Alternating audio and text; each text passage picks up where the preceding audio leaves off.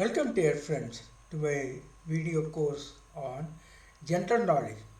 This is PGTRB first paper general knowledge. I already given some 270 questions now. Let us proceed now. Due to various personal reasons, I could not proceed. I told you that I would be giving every day, but I failed to do so. Very sorry that. I think I hope to give it every day. So 40 or 50 questions every day I'll be giving.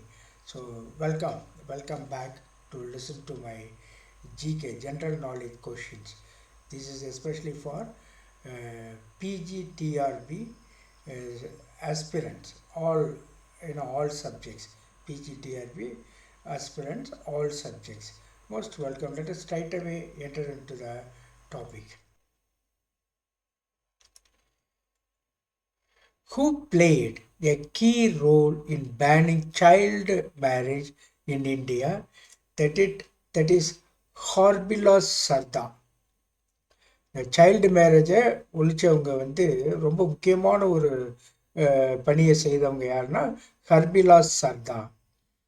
Which reformer advocated for intercaste marriage? தமிழ்நாட்டை பொறுத்தளவில் Periyar EV Ramasamy. Only சாதி மாற்றி திருமணம் செய்யக்கூடிய ஒரு நிலையை அவர் recommend செய்தார், பரிந்துரை செய்தார். Advocated for intercaste marriage, Periyar E.V. Ramasamy. Then who was known as the Nightingale of India and supported women's education? That is Sarojini Naidu. She is called the Nightingale of India. Which act outlawed untouchability in India? The untouchability. தீண்டாமை பற்றிய அந்த சட்டம் எது அப்படின்னா the Untouchability Act 1955. 1955 கொண்டு வரப்பட்ட இந்த தீண்டாமை சட்டம். Which reformer wrote the book Annihilation of Caste? சாதி ஒழிப்பு அப்படிங்கிற அந்த புத்தகத்தை எழுதிய சீர்திருத்தவாதி யார் அப்படின்னா doctor B.R. Ambedkar. Doctor B.R. Ambedkar's book criticized the caste system and called for its eradication. Cost சிஸ்டத்தை ரொம்ப கிரிட்டிசைஸ் பண்ணுறாரு. அதை நல்லா உண்மையிலே ஒரு சயின்டிஃபிக்கான முறையில் அதை அணுகுகிறார். அதை அனலைஸ் மிகவும் அருமையான முறையில் அதை அனலைஸ் செய்து சாதி ஒழிப்புக்கு அழைப்பு விடுத்தார். Doctor Ambedkar's book on Annihilation of Caste, சாதிய ஒழிப்பு. Which movement aimed to abolish caste discrimination and support temple entry for Dalits? அது எந்த மூமெண்ட்னா வைக்கோம் satyagraha led by Periyar. It fought for Dalit access to temples in Kerala. கேரளாவில் இருந்த அந்த வைக்கோம் சத்யாகிரகாவில் தான் fought for Dalit access to temples. கோயில்களுக்குள்ள தலித்துகள் நுழையலாம் அப்படிங்கிறதுக்கான ஒரு போராட்டத்தை அந்த வைக்கோம் சத்யாகிரகா வழியாக செய்தவர் Periyar E.V. Ramasamy Naicker. Yes. Which Indian social reformer emphasized Atma Shakti, self-reliance for women's empowerment? Atma Shakti, self-reliance, சுய நம்பிக்கை, விமென்ஸ் எம்பவர்மெண்ட்டுக்கு அதை கொடுத்தது யார் அப்படின்னு சொன்னால் சுவாமி விவேகானந்தர். He encouraged women to become independent and strong. Of course. What was the focus of the Prarthana Samaj? Prarthana சமாஜினுடைய அந்த focus என்ன அப்படின்னு சொன்னால் social reforms like widow remarriage and widows rights. அதை பிரார்த்தனா சமாஜ் அப்படிங்கிற அந்த அமைப்பின் வழியாக இதை செய்தாங்க. அந்த காலத்தில் ஈவன் பிஃபோர் இண்டிபெண்டன்ஸ்னா they started this movement. This movement worked for social equality and removing caste barriers in Maharashtra. Social reforms like widow remarriage and women's rights they proposed or they recommended.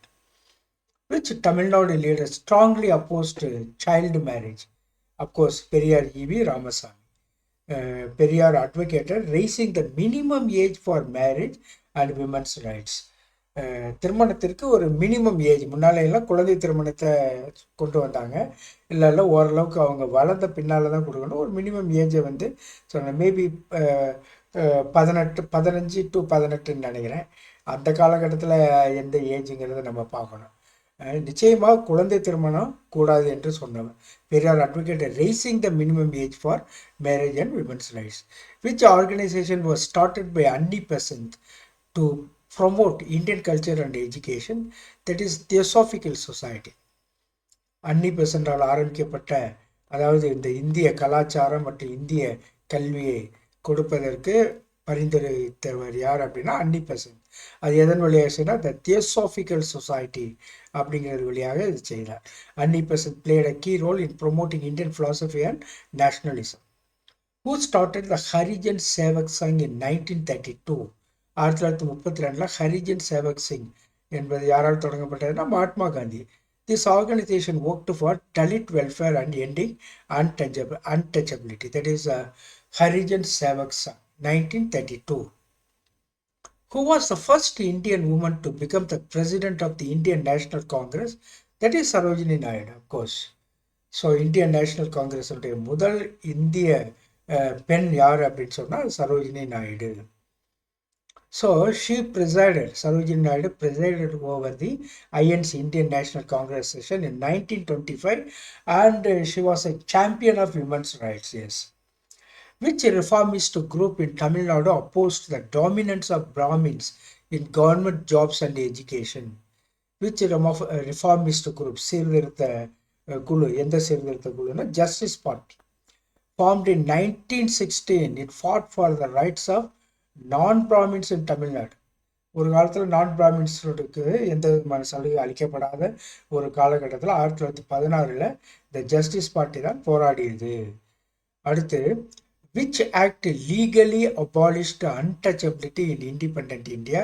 நம்ம ஏற்கனவே சொல்லிட்டோம். தி untouchability act 1955, தீண்டாமை சட்டம் 1955. This law made untouchability a punishable offense in India. தண்டனைக்குரிய குற்றமாக சொல்லுது. வேறு சில இம்பார்ட்டன்ட் ஈவெண்ட்ஸ் அண்ட் கான்ட்ரிபியூஷன்ஸை பற்றி பார்க்கலாம். Which Tamil Nadu leader started the self respect movement in 1925? சுயமரியாதை இயக்கத்தை 1925 நிறைவு Periyar EV Ramasamy. Who founded the All India Women's Conference in 1927? Margaret cousins. Margaret cousins என்பவர் தான் ஆல் இண்டியா விமென்ஸ் கான்ஃபரன்ஸை தொடங்கினார். Founded 1927. Which movement encouraged Dalits to convert to Buddhism 1956? The Dalit Buddhist movement led by Dr. B.R. Ambedkar. அதாவது இந்த புத்திஸ்டுக்கு மாறலான்ற ஒரு அறைகோல் விடுத்தவர் doctor Ambedkar. அங்கே சமத்துவம் இருக்கிறது என்று அவர் நம்பினார். Who was the first Tamil woman legislator in independent India? That is Muthulakshmi Reddy. Tamil woman legislator.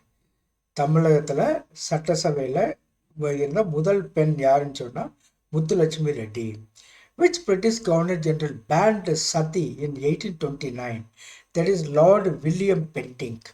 So he only banned sati, இந்த உடன்கட்டை ஏறுதலை 1829 அதை தடை செய்தார். Lord William Bentinck, British Governor General. What was the major theme of Periyar's book, Why Were Women Enslaved? ஏன் பெண்கள் அடிமையாக்கப்பட்டன அப்படிங்கிற அந்த புத்தகத்தை மேஜர் தீமை பெரியார்ஸ், அது ஏன் அந்த மேஜர் தீமை, அப்போ அந்த மேஜர் தீமுடைய அர்த்தம் என்னன்னா women's liberation and gender equality, பெண் விடுதலை மற்றும் பெண் சமத்துவம், gender equality. Which Tamil reformer emphasized the use of Tamil over Sanskrit in education? அதாவது சான்ஸ்கிரிட்டை விட தமிழுக்கு ரொம்ப முக்கியத்துவம் கொடுக்கணும், அது அதிகமாக வழக்கத்தில் இருக்க வேண்டும் என்பதை வலியுறுத்தியவர் யாருன்னா மறைமலை அடிகள். மறைமலை அடிகள்லாம் அது செய்தார்னு சொல்கிறாங்க. சான்ஸ்கிரிட்டை மதிப்பு கொடுக்கறதோட தமிழுக்கு அதிகமாக நாம் தமிழ் வார்த்தைகளை தமிழில் அதிகமாக பேசணும்னு சொன்னவர் இந்த Maraimalai Adigal. Which reformer of Tamil Nadu supported the abolition of the devadasi system? இந்த தேவதாசி சிஸ்டம்னு ஒரு முறையை நீக்கியவர் யாருன்னா Muthulakshmi Reddy. Which social movement in Tamil Nadu promoted intercaste marriage? Which social movement in Tamil Nadu promoted intercaste? அந்த சாதி மாதிரி திருமணம் செய்யக்கூடிய அந்த மூமெண்ட், சோஷியல் மூமெண்ட் பேர் என்ன? Self respect movement. Self respect movement யார் கொண்டு வந்ததுன்னா நமக்கு தெரியும், இவிஏ பெரியார் இவிஆர் பெரியார் தான் கொண்டு வரும் self respect movement. Intercaste marriage. Who was the first woman to graduate in medicine from India and practiced in Tamil Nadu? First woman to graduate in medicine, அதாவது மருத்துவத்துறையில் சிறந்து விளங்கிய மருத்துவராக இருந்து பணி செய்த தமிழ்நாட்டில் முதல் பெண் யாருன்னா doctor Muthulakshmi Reddy. Under which article of the Indian Constitution can the President declare a national emergency? எந்த ஒரு அரசியல் பிரிவின் கீழ் பிரசிடென்ட் வந்து நேஷனல் எமர்ஜென்சியை கொண்டு வர முடியும்? எந்த அரசியல் அமைப்பு பிரிவின்படினா அது 352 ஆர்டிகல் 352 அரசியல் சாசன பிரிவின்படி அதுதான் வந்து எம்பவர்ஸ் த பிரசிடென்ட், அவருக்கு வந்து அந்த பவரை கொடுக்குது 352 பிரிவு. To declare a national emergency in case of war, external aggression or armed rebellion. உள்நாட்டில் வந்து ஆயுதம் தாங்கி கிளர்ச்சி செய்வோருக்கு எதிராக அல்லது வெளியிலிருந்து வரக்கூடிய அந்த போர்கள், இந்த சமயத்தில் நேஷ்னல் எமர்ஜென்சியை வந்து கொண்டு வருவதற்கான ஒரு அதிகாரத்தை யாருக்கு பிரசிடெண்ட்டுக்கு வழங்கியது எந்த ஆர்டிகல்னா 352 article 352. Who has the power to revoke a national emergency? தேசிய அந்த அவசர நிலையை கொண்டு வருவதற்கு யாருக்கு நம்ம அதிகாரம் இருக்குது அப்படின்னா இப்போ Lok Sabha parliament. A national emergency can be revoked if the Lok Sabha possesses a resolution disapprove. இப்போ ஒருத்தர் கொண்டு வந்துட்டாங்க, இது என்னென்ன ரிவோக்கிங்னா திரும்பவும் வந்து அதை மாற்றி அமைக்கிறது. நேஷ்னல் எமர்ஜென்சியை நீக்கிறதுக்கான பவர் யாருக்கு இருக்குது அப்படின்னா லோக்சபா. இப்போ ஒரு குறிப்பிட்ட பிரைம் மினிஸ்டர் வந்து கொண்டு வந்துட்டான்னு வைங்க, அதை யார் நீக்க முடியும்னா Lok Sabha. A national emergency can be revoked if the Lok Sabha passes a resolution disapproving it. Which type of emergency was declared during the Indo-China War of 1962? That is national emergency. A national emergency was declared in 1962 due to external aggression by China. China வந்து போரிட்ட சமயத்தில் 1962 national emergency வந்து அறிவிக்கப்பட்டது. So that is the Indo China war of 1960. அந்த சமயத்தில் national emergency பிரகடனப்படுத்தப்பட்டது.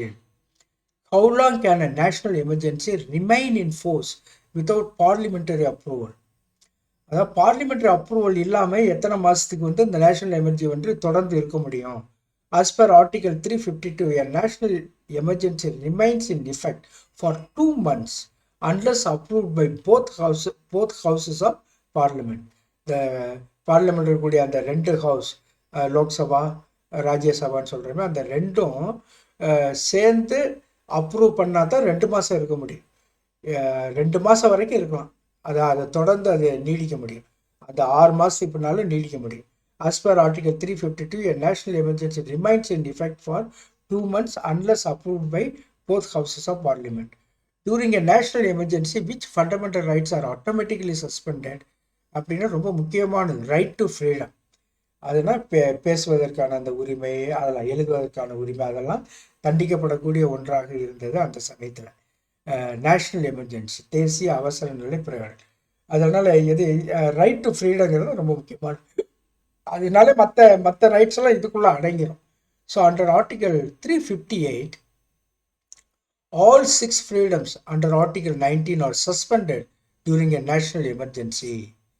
Article 19ங்கிறது ரொம்ப முக்கியமான விஷயம். ரைட் டு ஃப்ரீடம் சொல்லுது, அது வந்து சப்ரஷன் ஆகுது, அது வந்து நீக்கப்படுகிறது எமர்ஜென்சி நேரத்தில்.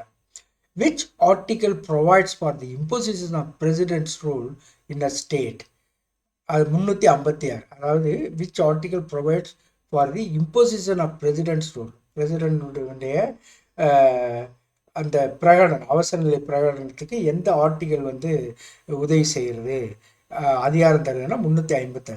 Article 356 allows the president to impose president's rule if a state government fails to function as per the constitution.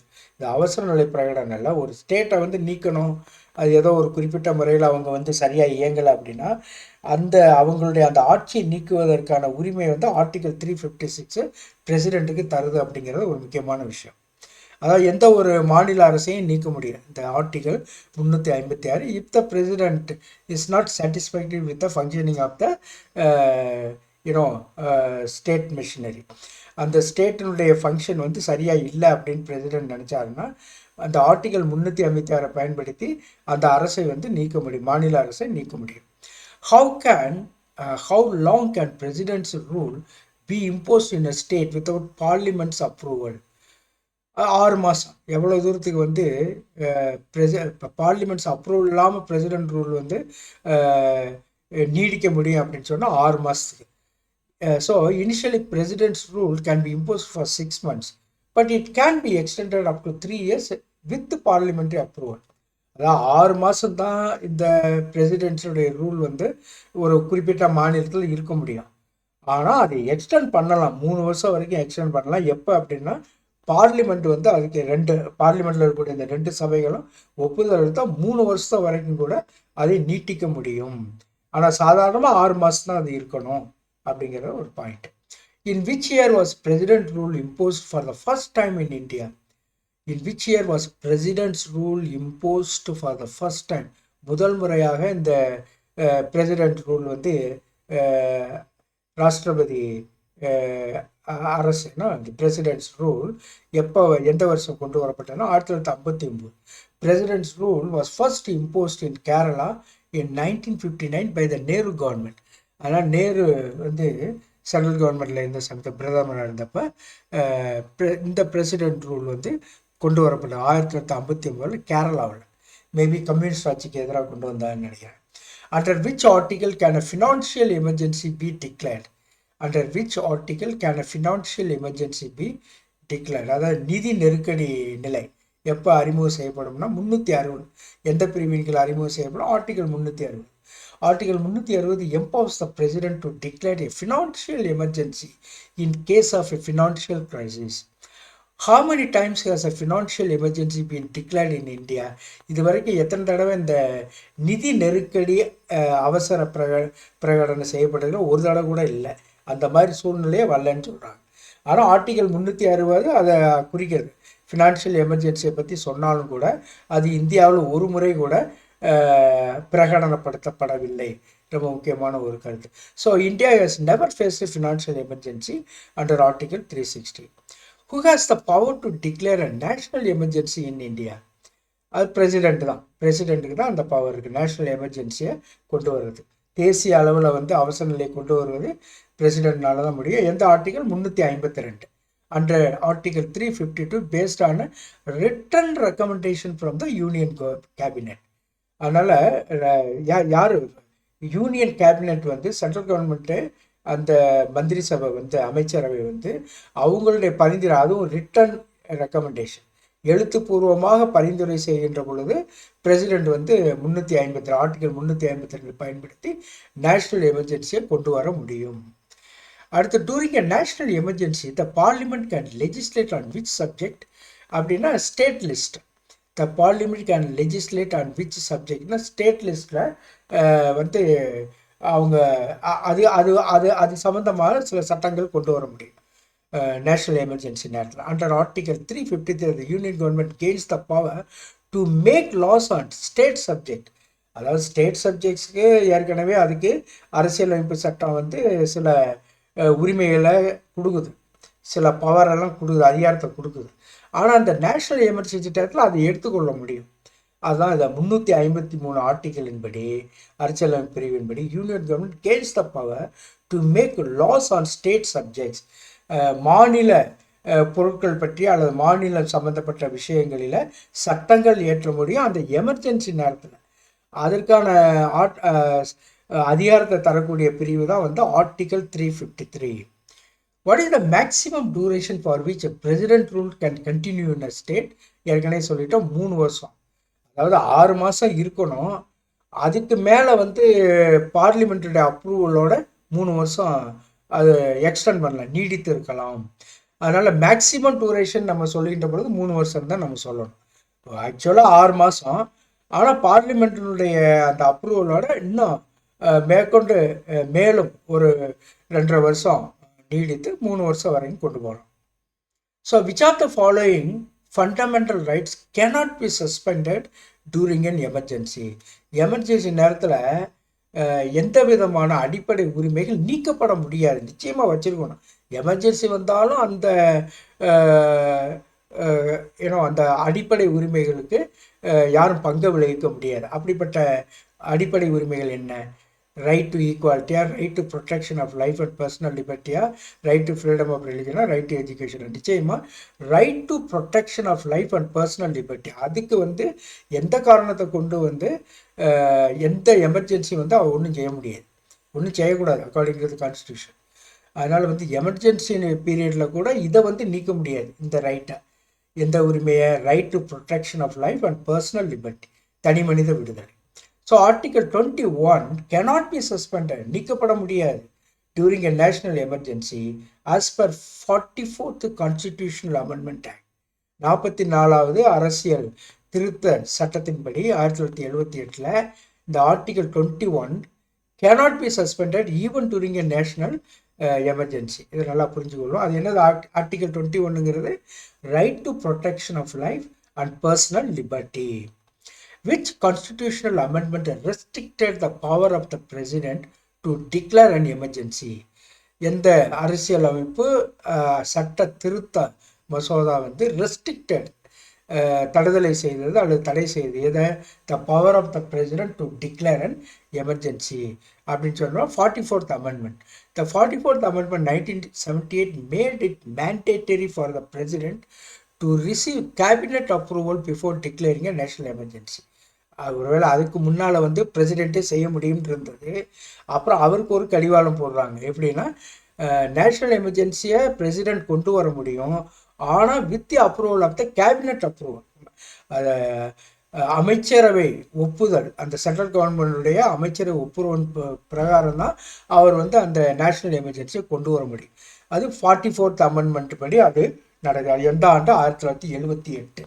ரொம்ப நுவான்சஸாக இருக்குது. தயவுசெய்து அன்பார்ந்த ஆஸ்பிரண்ட்ஸ்னா, நெட் ஆஸ்பிரண்ட்ஸ் அல்லது பிஜி டிஆர்பி ஆஸ்பிரண்ட்ஸ், இந்த முக்கியமான கருத்துக்கள்லாம் மனதில் வைத்துக் கொள்ளுங்கள்.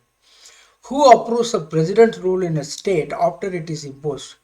Who approves the president's rule? President rule கொண்டு வந்தாச்சு ஒரு ஸ்டேட்டில், அதை அப்ரூவ் பண்ணுறது யார்? அதை இம்போஸ் பண்ண பின்னால் அப்ரூவ் பண்ணுறது parliament. Article 356 requires that both houses of parliament approve the president's rule within 2 months. 2 மாதத்துக்குள்ள ஆர்டிகல் என்ன ரிக்வஸ்ட் தட் பிரசிடென்ட் ரூலை இம்போஸ் பண்ண பின்னால் அதை அப்ரூவ் பண்ணுறது 2 மாதத்துக்குள்ளே அது நடக்கணும். Article 356 requires that both houses of parliament approve the president's rule within 2 months. அதாவது ஏற்கனவே பிரசிடென்ட் ரூல் ஓடிட்டு இருக்க 6 மாதத்துக்கு, அதை நீடிக்கணும்னா இந்த 2 ஹவுஸும் சேர்ந்து டிசைட் பண்ணால், அது எப்படி டிசைட் பண்ணால் 2 மாதத்துல டிசைட் பண்ணி பிரசிடென்ட் ரூல் நீடிக்கலாமா நீடிக்கக்கூடாதான்ட்டு சொல்லணும். பார்லிமெண்ட்டு தான் அது சொல்லணும். அது 2 மாதத்துக்குள்ளே சொல்லணும். Which of the following is not a ground for imposing president rule under Article 356?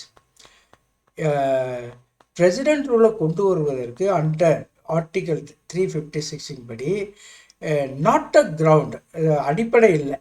இதில் 4ல் 1 அடிப்படை இல்லை. இந்த பிரசிடென்ட் ரூலை ஆர்டிகல் 356 வழியாக ஒரு பிரசிடென்ட் கொண்டு வருவதற்கு அடிப்படையான ஒரு விஷயம் இல்லை. அது என்ன அப்படின்னு சொன்னால், எக்ஸ்டர்னல் அக்ரஷன், அதாவது வெளியிலேருந்து வரக்கூடிய அந்த வன்முறையோ அல்லது போரோ கிளர்ச்சியோ வெளியிலேருந்துன்னா மற்ற நாடுகள்லேருந்து, அப்போ அது பேஸ் இல்லை. அதை வச்சுக்கிட்டு பிரசிடென்ட் ரூலை அமுல்படுத்த முடியாது. நேஷ்னல் எமர்ஜென்சிலாம் நேஷ்னல் எமர்ஜென்சி பண்ணலாம், ஆனால் பிரசிடென்ட் ரூலை ஒரு ஸ்டேட்டுக்கெல்லாம் கொண்டு வர முடியாது. இதை வச்சு எது வெளியிலேருந்து வரக்கூடிய கிளர்ச்சியை வச்சு ஒரு பிரசிடெண்ட் impose பண்ண முடியாது பிரசிடென்ட் ரூலை. I hope you understood this. So external aggression leads to national emergency, not president's rule.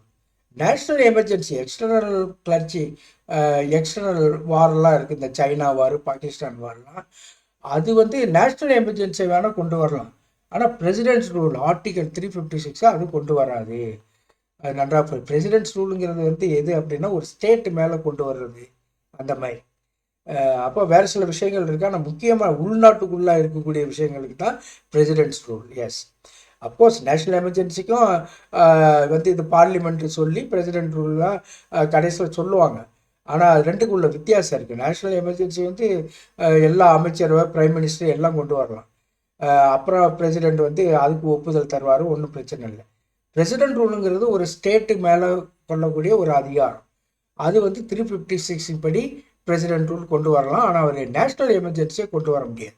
அது எல்லாரும் பார்லிமெண்ட்டு, அமைச்சரவை ஒப்புதல், பிரைம் மினிஸ்டருடைய ஒப்புதல்லாம் இருந்து தான் நேஷ்னல் எமர்ஜென்சியை கொண்டு வர முடியும். Which article gives the president power to issue ordinances during an emergency? 1, 2, 3. Which article gives the president power to issue ordinances during an emergency? ஒரு அவசர நிலை பிரகடனத்தின் போது சில சட்டங்களை கொண்டு வருவதற்கான அதிகாரத்தை பிரசிடென்ட்டுக்கு தருவது எந்த ஆர்டிகல்னா article 123. It empowers the president to issue ordinances when parliament is not in session. Parliament வந்து கூடாமல் இருக்கிற சமயத்தில் ஆர்டிகல் 123 வழியாக ஒரு பிரசிடென்ட் வந்து அவசர நிலை பிரகடனத்தின் போது சில சட்டங்களை கொண்டு வர முடியும். அது ஆர்டிகல் 1, 2, 3 123. அதாவது பார்லிமெண்ட்டோட அப்ரூவல் வேணுங்கிறதெல்லாம் உண்மை. ஆனால் பார்லிமெண்ட் வந்து செஷன் கூடலைன்னு வைங்க, அந்த நேரத்தில் வந்து இவருக்கு வந்து அந்த பவர் உண்டு. பிரசிடெண்ட் வந்து 123 அந்த ஆர்டிகளை பயன்படுத்தி சில சட்டங்களை கொண்டு வர முடியும் நாட்டு அவசர நிலை பிரகடனத்தின் போது. Right. Which state has been under president's rule the maximum number of times? எந்த ஸ்டேட் அடிக்கடி பிரசிடென்ட் ரூலை வந்து வாங்குச்சு? பிரசிடென்ட் ரூல் வந்து அடிக்கடி கொண்டு வரப்பட்ட அந்த ஸ்டேட் எது அப்படின்னு சொன்னால் அது பஞ்சாப். பஞ்சாப் இல்லை, Jammu and Kashmir. Jammu and Kashmir has been under president's rule multiple times, particularly during political instability. அது குறிப்பிட்ட ஒரு பொலிட்டிக்கல் சிச்சுவேஷன் உள்ள ஒரு இடம். முஸ்லீம்ஸ், ஹிந்துஸ், பாகிஸ்தானுடைய தலையீடு அப்படின்லாம் ஒரு குறிப்பிட்ட சூழலில் இருக்கிறதுனால அடிக்கடி அங்கே வந்து பிரசிடென்ட் ரூல் வந்து கொண்டு வரப்பட்டதுன்னு சொல்லலாம். So Jammu and Kashmir. The 1975 emergency was imposed under which ground? 1975 emergency Indira காந்தியால் கொண்டு வரப்பட்ட போது அது எந்த அடிப்படையில் கொண்டு வந்தாங்க அப்படின்னு சொன்னால் இன்டர்னல் டிஸ்டர்பன்ஸ், உள்நாட்டு குழப்பங்கள்னால இந்திரா காந்தி கொண்டு வந்தாங்க. அதுதான் முக்கியமான காரணமாக சொல்லப்பட்டது. Indira Gandhi declared a national emergency 1975-77 under Article 352, citing internal disturbances, which was later replaced by armed rebellion by the 44th amendment. Internal disturbance கொண்டு வந்தாங்க, அதுக்கு பின்னால் வந்து அதை ஆர்ம்டு ரெபல்லியன் சொல்லி மாற்றிட்டாங்க. 44th amendmentனால அந்த ஆர்ம்டு ரெபல்லியனால கொண்டு வந்தாங்கன்ற மாதிரி அதை திருத்தம் செய்தார்கள் 44th amendment. ஆனால் 1975 இந்திரா காந்தி அம்மையார் கொண்டு வந்தாங்க. ஆர்டிகல் 352 வழியாக நேஷனல் எமர்ஜென்சியை கொண்டு வந்தாங்க டியூ டு இன்டர்னல் டிஸ்டர்பன்ஸ். அப்புறம் அதை மாற்றினாங்க 44வது அமெண்ட்மெண்ட் வழியாக. இன்டர்னல் டிஸ்டர்பன்ஸ்னால் எப்படி அதை விளக்குறதுன்ட்டு அது நிறையா பிரச்சனைகள் இருந்திருக்கும், நிறைய பேர் கேள்வி கேட்டிருப்பாங்க. அப்போ ஆர்ம்டு ரெபல்லியன், அதாவது ஆயுதம் தாங்கிய கிளர்ச்சி அப்படின்ட்டு அதை மாற்றினாங்க 44வது அமெண்ட்மெண்ட் வழியாக. அடுத்து, under which article can the Lok Sabha pass a resolution to disapprove a national emergency? அதாவது லோக்சபா வந்து எந்த ஆர்டிகல் வழியாக ஒரு முடிவு எட்ட முடியும் இதுக்கு? To disapprove A national emergency. National emergency வந்துருச்சு, அதை டிஸ்அப்ரூவ், அதை வந்து நீக்குவதற்கு இப்போ லோக்சபாவுக்கு வந்து எந்த ஆர்டிகல் வந்து கை கொடுக்குதுன்னா ஆர்டிகல் 352(4). ஆர்டிகல் 352 அதில் இருக்கக்கூடிய அந்த 4 உட்கருத்து தான் allows the Lok Sabha to revoke a national emergency by passing a resolution with a simple majority. அதாவது நேஷ்னல் எமர்ஜென்சி இருக்குது, அதை ரிவோக் பண்ணுறது அப்படின்னு சொன்னால் அதை மாற்றி அமைப்பதற்கு லோக்சபாவுக்கு உரிமை இருக்கிறது. எந்த ஆர்டிகல் வழியா அப்படின்னு சொன்னால் ஆர்டிகல் 352(4) வழியாக அந்த அதிகாரம் லோக்சபாவுக்கு தரப்பட்டிருக்கு. அதாவது ஏற்கனவே இருக்கக்கூடிய அந்த தேசிய அவசர பிரகடனத்தை நீக்குவதற்கான ஒரு அதிகாரம் 352 அந்த ஆர்டிகல்னால லோக்சபாவுக்கு தரப்படுகிறது. அது சிம்பிள் மெஜாரிட்டியோடு அது செய்ய முடியும் என்று சொல்லுகிறார். What happens to the tenure of the Lok Sabha during a national emergency? Tenure of the Lok Sabha during, அதாவது நேஷ்னல் எமர்ஜென்சி வர்ற நேரத்தில் வந்து பார்லிமெண்ட்டு இருக்குது, அது 5 வருஷம் முடிக்க போகுதுன்னு வைங்க. அப்போ அது என்ன செய்ய முடியும்னா extended by 1 year at a time. அந்த நேரத்தில் வந்து 1 வருஷம் வந்து எக்ஸ்ட்ரா நீடிக்கலாம். அந்த பார்லிமெண்ட்டை வந்து நீடிக்க முடியும், லோக்சபா வந்து நீடிக்க முடியும் நேஷ்னல் எமர்ஜென்சி நேரத்தில். So Article 83 allows the tenure of the Lok Sabha to to be extended by 1 year at a time, but not beyond 6 months after the emergency ends. The Article 83 தான் allows the tenure of the Lok Sabha to be extended by 1 year. ஒரு வருஷத்துக்கு அதை நீடிச்சுக்கலாம் Lok Sabha at a time, but not beyond 6 months after the emergency ends. Emergency முடிஞ்ச பின்னால் 6 மாதத்துக்கு பின்னால் அதை செய்ய முடியாது. ஏன்னா ஒரு வருஷம் அந்த எமர்ஜென்சி நேரத்தில் ஒரு வருஷம் வந்து அதை நீடித்து இருக்கலாம். But not beyond 6 months after the emergency ends. ரெண்டுக்குள்ள வித்தியாசத்தை நாம் அறிந்து கொள்வோம். அடுத்து, during and emergency which authority decides whether a law violates fundamental rights.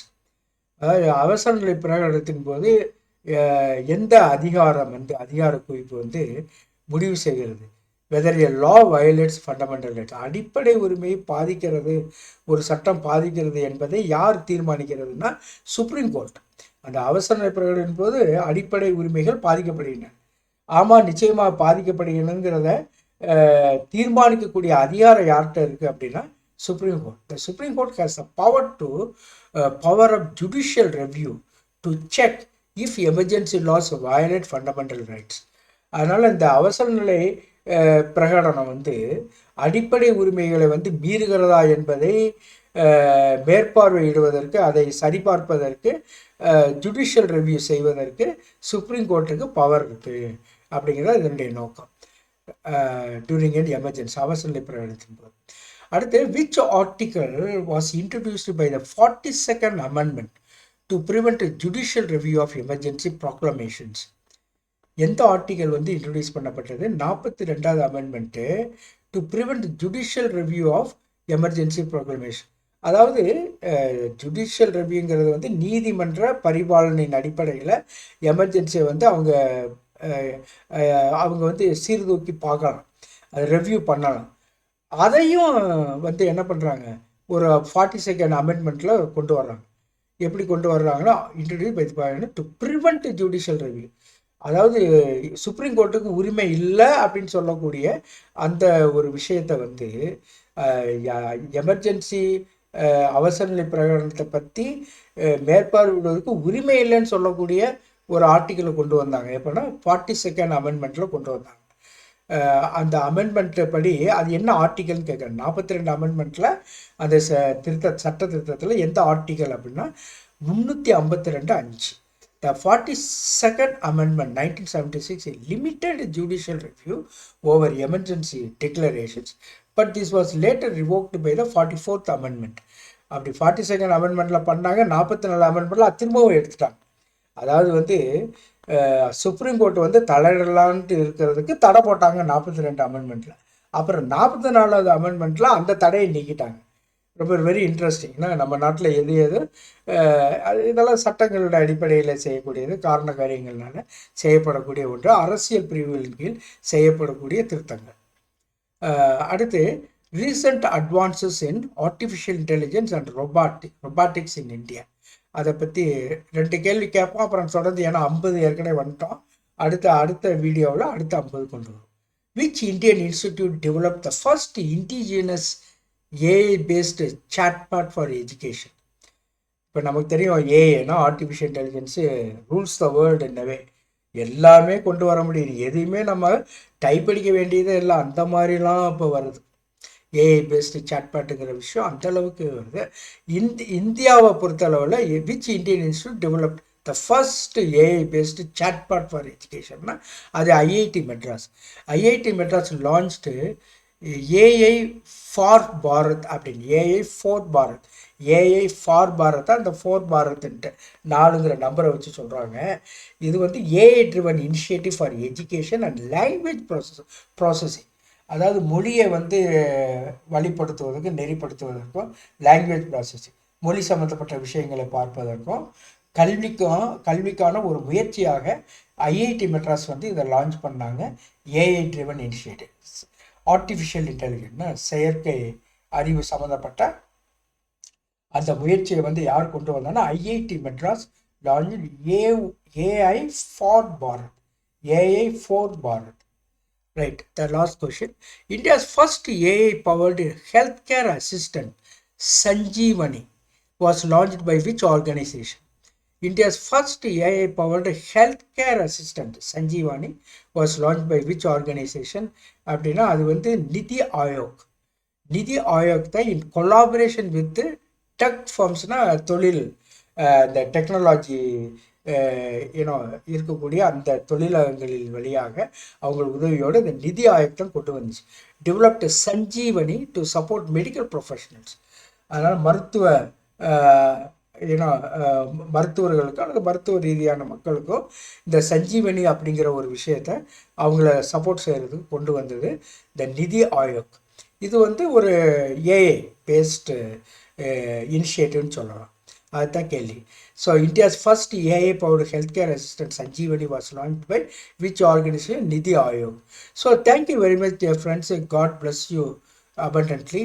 Let us meet in other video lectures. Of course, soon, every day we will be giving quite a lot of videos, as 2 or 3 videos every day. Education, paper 1, and this one, what is this called? GK, general knowledge. Everything we will be giving one by one. So God bless you abundantly. Thank you for the support you are just giving. Let us meet in other video lectures.